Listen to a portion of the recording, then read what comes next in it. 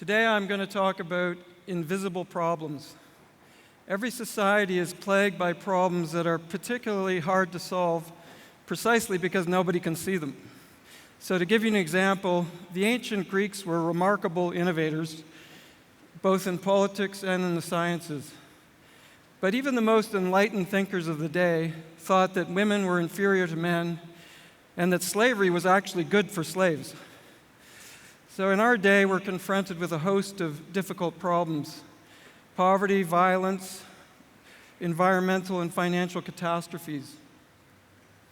I believe these problems are caused in part by a deeper form of inequality than the one that plagued the Greeks. And until we can all see this root cause clearly, we're going to struggle to solve our more serious problems. So the root cause is very simple. So we underestimate ourselves. I first saw this through my own experience. I'm a mathematician and playwright, but when I was growing up, I had deep doubts about my abilities. These were confirmed when I almost failed my first calculus course at university. Fortunately, I was saved by the bell curve that brought my mark up to a C minus, but unfortunately, I also got the lowest mark in my creative writing class. So when I graduated from university, I didn't think there was too much I could do. It took me a long time to develop the confidence to go into these fields. And 15 years ago, I started a charity in my apartment called Jump Math because I didn't want kids to struggle in math the way I had. Jump produces materials for students, training and resources for teachers, and our student books are used by 150,000 children now in Canada and the US. We also participate in rigorous research, including 2 randomized controlled studies. So to give you an idea of the extent to which we underestimate ourselves, I'd like to start with a case study. At the beginning of grade 5, a Toronto public school teacher, Mary Jane Moreau, tested her children on a test called the TOMA, a standardized test of mathematical ability. And the average mark in the class was in the 54th percentile. And there was quite a range of marks. The lowest mark was in the 10th percentile, and the highest mark was in the 75th percentile. So I've seen this same range in all of the schools I've visited. This would represent about a 3 grade level difference between the top students and the bottom students as early as grade 5. So Mary Jane tried using the JUMP lesson plans for a year, and she retested her kids at the beginning of grade 6. And that's what the bell curve looked like. The lowest mark was in the 95th percentile, and the average was in the 98th. And at the end of grade 6, all but one of the students wrote the Pythagoras math competition. And 14 of the 17 got awards of distinction, and the other 3 came close. Now, this is just a case study, but in a much larger randomized controlled study, students in JUMP classes progressed at twice the rate of the control group. And there's a growing body of evidence in cognitive science that virtually every child is born with the capacity to do well in any subject. So the question is, why don't we see these kind of things in our society? There are many reasons, but I'm going to focus on 4. First, until recently, there haven't been many rigorous studies in math education.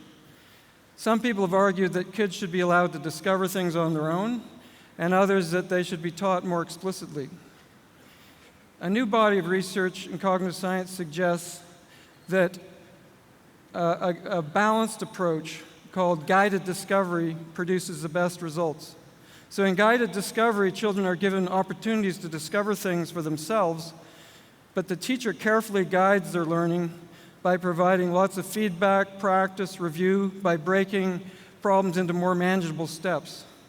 So if you're interested in this research, you can find a summary in an article I wrote for Scientific American Mind at jumpmath.org. Now, it's very important that we pay attention to this research in education because we're often swayed by arguments that aren't founded in very solid data or evidence. So for instance, some people argue that because we have the internet, kids don't need to learn facts now. They need to learn how to find and analyze facts.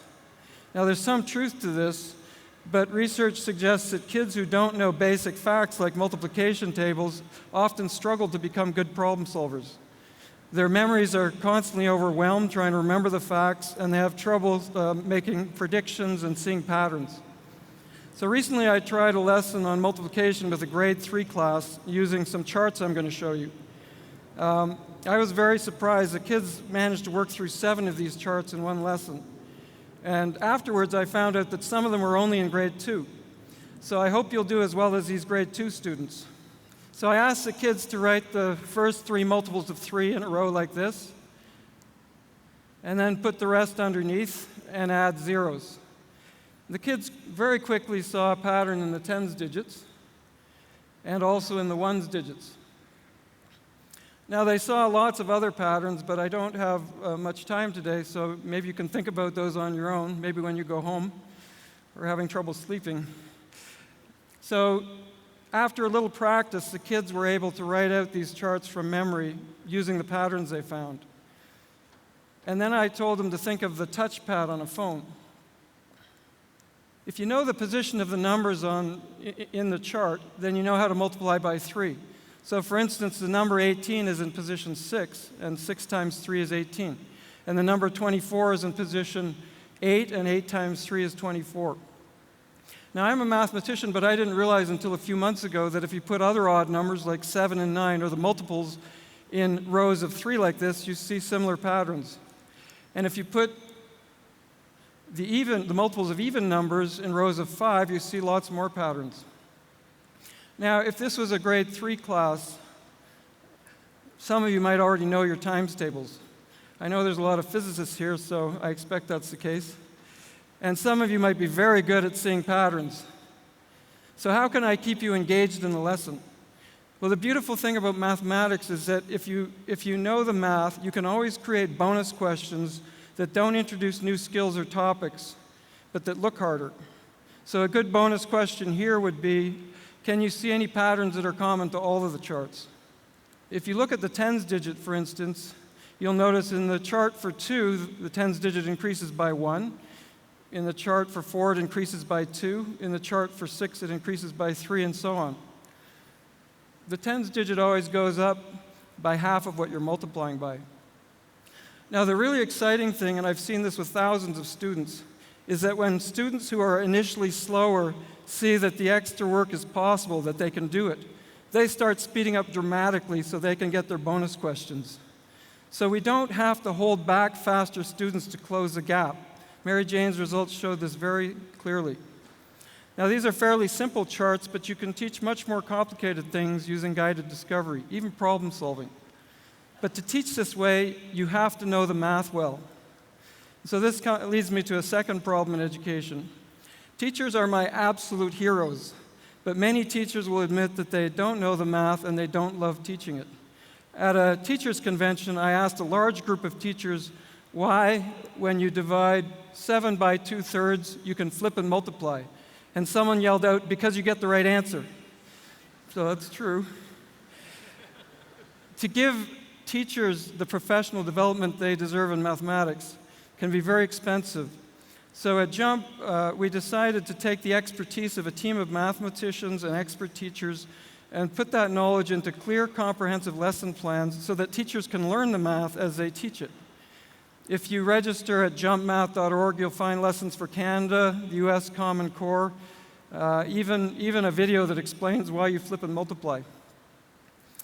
Now, a third reason we struggle to teach math well is because we think it's an inherently hard and boring subject. Now, you wouldn't think that learning to read numbers is very exciting, but listen to these grade 2 students. 315,425. Unbelievable. Okay, I really wasn't planning to do this, but I think we have to go up to billions. The next is billions. All right, this is the last one. Okay, you think you can do billions? Yeah? Who thinks they can do billions? Yeah? You think you could do it? I think you could do it. What do you think? Do you want to try it? See, you did it. That's fantastic. Okay, I give up, you guys. I can't really make it any harder. I could go to trillions.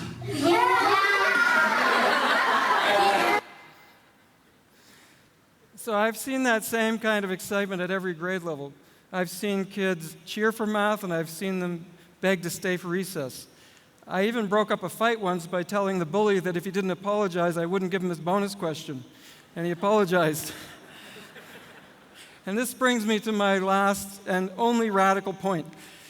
We're confronted with a circular problem in education. We teach math and other subjects in a way that causes many students to struggle. And this reinforces our belief that only a few are born with ability. But what if this belief itself was the main cause of our problem?